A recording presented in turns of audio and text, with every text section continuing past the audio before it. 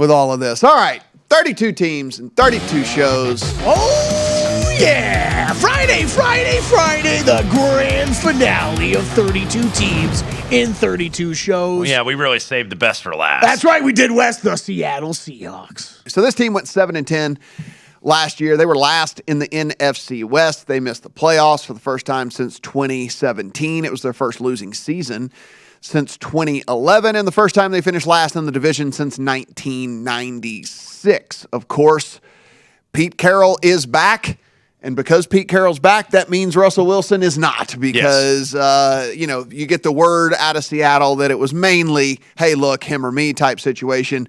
They choose Pete Carroll. Why? I have no idea. Why, when he's now 70 years old, and that would have been the perfect time for him to retire, go do TV. He's a charismatic personality. I'm sure that he could get work there if he wanted. And look, him and John Schneider, they've been together a long time up there in Seattle. Certainly a ton of success, but that seemed like last season, like that was the time to kind of step away, and they elected not to. Apparently he wants to stick around for a couple more seasons. Shane Waldron, second year at offensive coordinator for them, and then Clint Hurt is going to take over at defensive coordinator. He's being promoted from defensive line coach, so a little bit of a different look on the coaching staff there.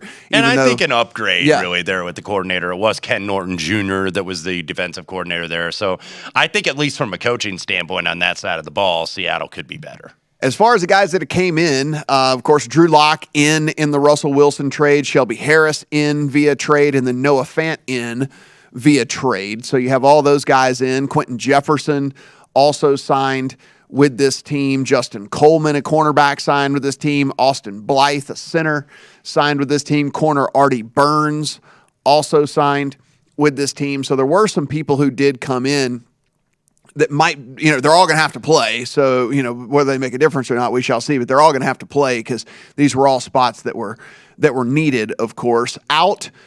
Don't have to say it, but yes, Russell Wilson gone. But other big names gone as well. Bobby Wagner, no longer with this team. DJ Reed, no longer with this team. Carlos Dunlap, no longer with this team. Gerald Everett is gone. Kerry Hyder, who's an edge rusher for them, who actually played a good amount of snaps for this team and actually had a decent little pressure rate. He's gone. Ethan Pochix is gone. He's a left guard for them. Jamarco Jones is a left tackle. He's gone. And then Rasheem Green, backup edge rusher for them, is also out of town. So what did they do in the draft? They came in, their first pick. They take Charles Cross, offensive tackle. Good pick. They needed it. Offensive lineman had left, so they needed an offensive lineman. Defensive end, Boy Mafe with their second-round pick. Of course, I just listed off all the edge rushers that left town, so they needed to replace that, so good on them. This is where things went off the rails and everyone started laughing hysterically, because as bad as this team is and as many needs as this team has, they used their second-round pick on Kenneth Walker, a running back. And I think Kenneth Walker is a perfectly fine player, Wes. But when you have as many glaring needs as the Seahawks have, I mean, literally one of the worst rosters in all of the NFL, using your second-round pick on a running back is just really, really on brand for Pete Carroll. Yeah, and look, I thought, he could have went at least just on pure value a round, maybe even 2 rounds later in the 4th round, and they perhaps could have got him. I like that they met the needs in the first 2 rounds. They got another tackle, by the way, Abe Lucas out of Washington State in the 3rd round. Kobe Bryant, C-O-B-Y, by the way, not K-O-B-E. Good corner, I think, out of Cincinnati in the 4th round. But yeah, that Walker pick was much a head scratcher. It was one of those things everybody just started laughing out loud, and rightfully so. It's this squad that needs so much. You look at this roster, Matt, and that's the thing. They just don't have a lot of talent on this roster. And the names that are all older guys, like a Jamal Adams or Al Woods or at nose tackle or somebody like that. These are all older players, so just not a lot to write home about. You got, Metcalf and Lockett is a solid 1-2 at receiver, but who's going to throw him the ball? We'll look at what this team is projected to do according to the advanced analytics out there. We'll run through this roster, and again, if you kind of get what we're going through here, there's not a lot of highlights on that. That's for sure. It actually sparked a bet from me doing this deep dive. Oh, yeah. We will release that on the other side here as well. We continue on with the Seahawks. Let's continue on here with the Seattle Seahawks. And this team, really, you can look at the last year's stats, but it doesn't really matter because you throw everything out. Like, they lost so much production from last year that it doesn't really matter what we look at. We've been talking a lot about, okay, well, last year they were this, that, and the other. But, I mean, you lose Russell Wilson, you lose all those guys on defense. It doesn't really matter what the last year numbers were. So if we kind of look at the projections as we move forward into 2022, Wes, Football Outsiders has them at 7.2 wins, which I think is incredibly optimistic for this team.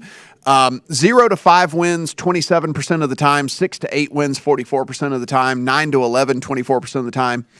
And actually had them at a playoff team. And again, this is all simulation stuff. This isn't, this isn't like the minds over there meeting and coming up with these numbers. Right. This is just they just run a sim and then spit out what the sim does. That said, what they do is get together in what this doesn't match up with is their 2020 projections on how this team is going to look.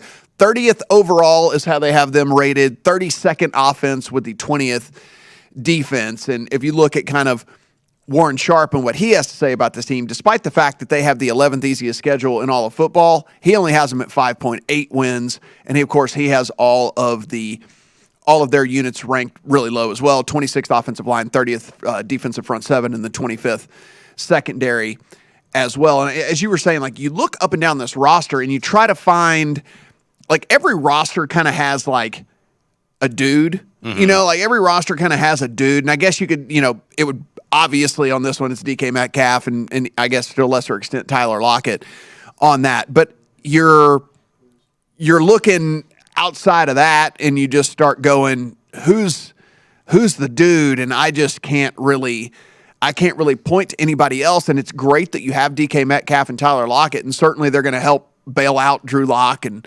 at certain times because they're so incredibly good. But we know what Drew Lock is. We've seen enough of Drew Lock to know that he's terrible. And so if your best two players are both wide receivers, but your quarterback is absolutely garbage, I don't know if that's really great. Yeah, because you look, it's like, who's going to be the option? Is it going to be Smith or is it going to be Locke? Jacob Eason, by the way, the number 3, the former Washington Husky. So, yeah, I just don't know how these guys are going to move the ball. Like, I think Noah Fant is going to have bigger numbers at tight end just because somebody's got to catch passes. So this is probably a better opportunity, at least in terms of numbers for him, than he really had in Denver. He came, of course, as part of that trade for Russell Wilson. But, just looking at this schedule, obviously, they open at home. Russell Wilson goes back home to Seattle for week 1 opener on Monday Night Football. Then you go to San Francisco. You get Atlanta in. Maybe that's a winnable game. That's kind of a coin flip between two of the worst teams in the league. You go to Detroit. You go to New Orleans, rather, and then you have Arizona coming in. So, yeah, it's tough. I know you have that alternate win under, and I may follow you on that because I'm struggling finding 6 wins on this schedule. Yeah, I took an alt under last night at alt under 5 plus 185.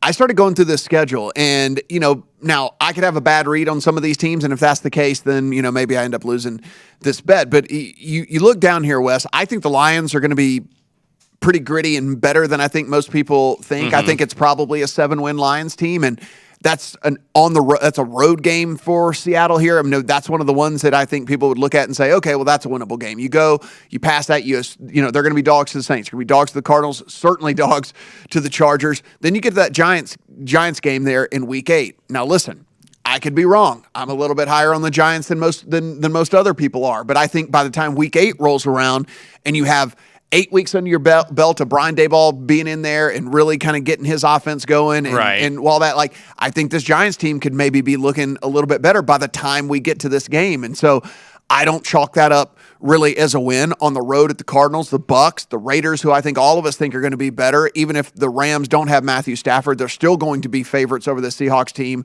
when the Seahawks have to travel to them on the road in week 13. So I was just trying to find 6 wins for me to lose this. And under the best case scenario, I kept getting to 5 where, okay, it's a push, I get my money back. So it seemed like too good of a bet for me to pass up on here. And so I went ahead and took the alt under on the 5.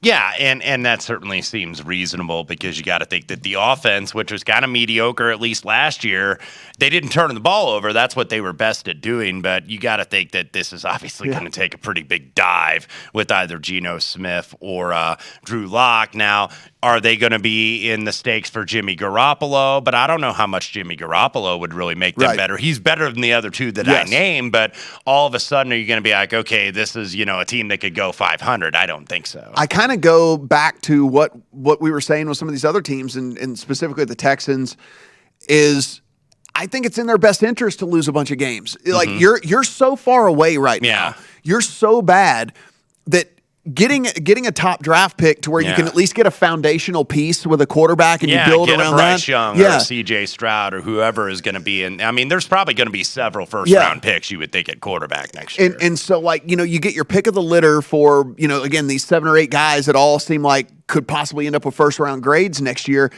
I don't think it's in their best interest to trade for Jimmy Garoppolo and him screw around and win 6 or 7 games. And then next thing you know, you don't get your pick of the litter with the quarterback. Now, there'll still be someone there that you would want, but you're not at the very top and you get to get your number one guy. And, you look at this offensive line, rated dead last by Pro Football Focus as we head into the season. They're going to be starting rookies at both tackle positions. That typically doesn't go too well whenever you're starting rookies at both tackle positions. Then you got Gabe Jackson and Damian Lewis at the guards. They were 51st and 57th rated, respectively, last season.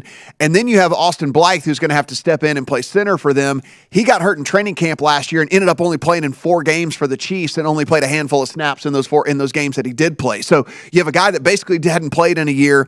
You got 2 guys that were, in the lower third of the league at their position, and then 2 rookies at the tackle position. This offensive line could not only be bad, Wes, it could be one of the most historically bad offensive lines we've seen in a long time. I remember Blythe from Indianapolis when he was with the Colts too, and he was a backup there. Was not even close to being a full-time starter. He was drafted in the 7th round back in 2016 out of Iowa from the Colts, and usually you give Iowa offensive linemen the benefit of the doubt because they're usually some of the better ones in the league, but this is not what you would call a top-end center. You look on the defensive side of the ball, they lose all of those playmakers on the defensive side of the ball, which really just has the team fall completely off. So who they're going to be starting at defensive line, none of those guys even graded out higher than a 64 last season. Every single one of them were in the bottom third at their respective positions. And then you look at the secondary, and they brought in Artie Burns, and he's all right. He's mediocre. He's middle of the pack. But outside of that, nobody else. I mean, Jamal Adams, as you mentioned, on the downside of his career, on the old side of his career, and everyone else is also, mediocre, middle of the pack. So, I mean, this defense takes a huge step back. An offensive line that's going to be bad, a bad quarterback, and you do have 2 good receivers at Metcalf and Lockett, but they can't win it on their own. They can't throw it to themselves.